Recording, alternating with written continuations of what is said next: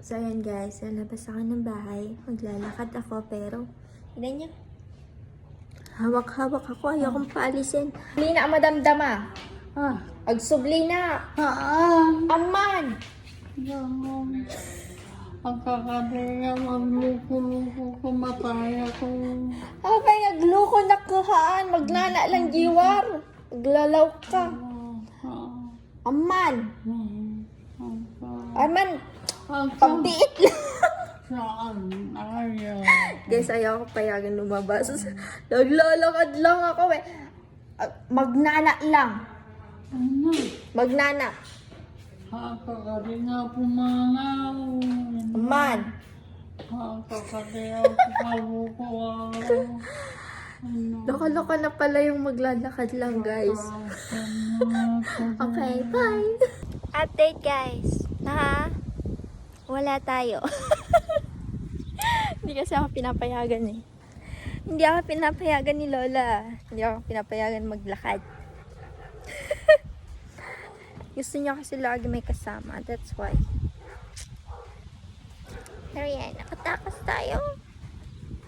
Nawakan pa niya ako kanina. So, tapos na yung work ko. Kaya yan, may time ako maglalakad. Tingnan yung bahay dito, guys. Magaganda yung bahay dito. Ayan, di ba? Ang cute. Ang ganda ng araw. Matirik yung araw pero mahangin siya. Pa. I like the weather.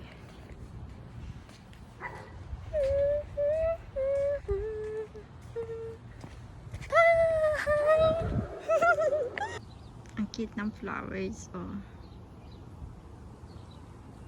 Pa. Kaya gustong kong lumabas kasi nakakakita ka ng mga flowers.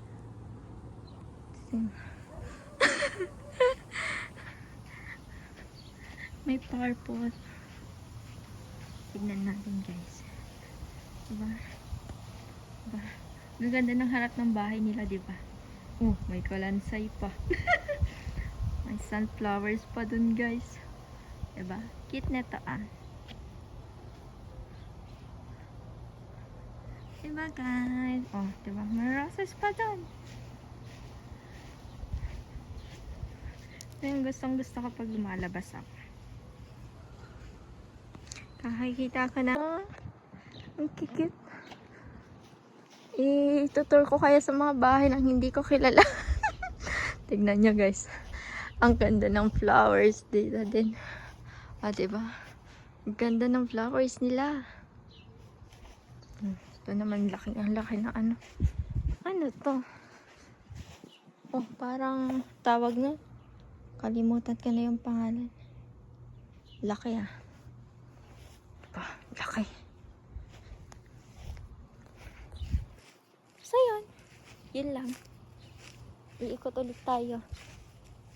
Kasi hanggang dyan lang. Ayun guys. Ayun, tumataba kasi tayo kaya kailangan natin maglakad-lakad. Sabi ko dati guys, hindi ako tataba dito sa Amerika. Pero ngayon nandito ako, tumataba ako. Ganun pala yun. Kasi sabi nila saan, pag nasa Amerika ka natataba ka na, sabi nila. Sabi ko, hindi. Ngayon, makatantaba na ng mukha ko. Tatawa na rin ang katawan ko. Ganon. Pero okay lang. Sarap kumain eh. Dami ba namang pagkain dito sa Amerika, guys? Tapos yung iba, tinatapon na lang din. Ganon. Dito, tinatapon yung pagkain, di ba? Sa Pinas, parang, alam mo yun, yung mahal mo lang pagkain. Tapos, parang wala namang patapon sa Pinas eh. Tatapon mo lang pag panis na, ganun. Pero dito minsan kahit hindi panis, tinatapon na guys. So yun lang. Bye!